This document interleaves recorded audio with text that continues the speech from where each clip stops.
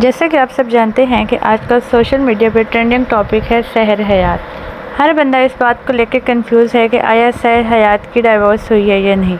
और ऐसा क्यों हुआ कि रिसेंटली सहर हयात ने अपनी बेटी का फेस रिवील करने के साथ ही उसकी बर्थडे सेलिब्रेट की, जिसमें सहर हयात ने अपनी बेटी का अलग सोशल मीडिया अकाउंट बनाया और उनके हस्बैंड समीर रशीद ने अलग से एक अकाउंट बनाया। उसके बाद ही इन दोनों ने एक दूसरे को अनफॉलो कर दिया। और सहर हयात के जो हस्बैंड है, ठीक है, उन्होंने एक पोस्ट शेयर की जिसमें उन्होंने ये साफ बताया कि कोई भी आप मेरी बेटी को मुझसे अलग नहीं कर सकता। इसके अलावा सहर हयात ने अपने सोशल मीडिया अकाउंट के ऊपर अपने जितने भी पिक्चर्स थी उनके हस्बैंड के साथ वो सारे डिलीट कर दी, लेकिन उनका ऐसा कोई भी बयान अब तक सामने नहीं आया कि उनको डिवोर्स हो चुकी है या उनके हस्बैंड ने उनको डिवोर्स दे दी है।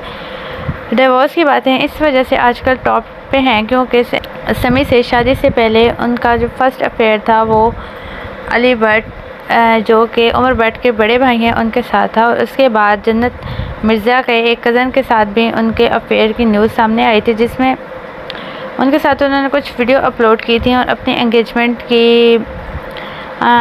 के बारे में बताया था कि उनकी एंगेजमेंट जन्नत मिर्ज़ा के छोटे भाई हैं या कज़न हैं, जो भी हैं, उनके साथ हो गई। और उसके बाद उन्होंने समीर रशीद के साथ शादी कर ली, लेकिन अब उन्होंने एक दूसरे को अनफॉलो कर दिया।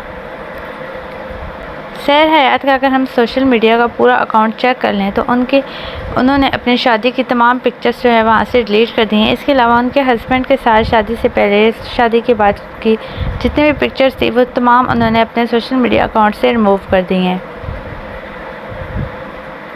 अब उनकी डिवोर्स हुई है या नहीं ये तो अल्लाह ही जाने, लेकिन ये जो इनकी सिचुएशन है सेम ऐसी ही सिचुएशन इससे पहले शब्बर जाफरी और फातिमा जाफरी के साथ हो चुके हैं। उन्होंने भी उनकी बेटी की बाद उन्होंने भी एक दूसरे को अनफॉलो कर दिया, जिससे उनकी डिवोर्स की न्यूज़ टॉप ट्रेंडिंग पे थी।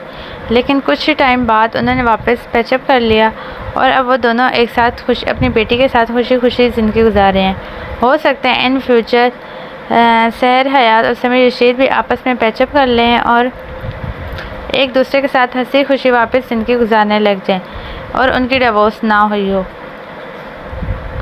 हम तो बस दुआ ही कर सकते हैं कि अल्लाह करे कि उनकी डिवोर्स ना हुई हो, वो भी शब्बर जाफरी और फातिमा जाफरी की तरह वापस अपना पैचअप कर लें और अपनी ज़िंदगी अपनी बेटी के साथ हंसी खुशी गुजारें।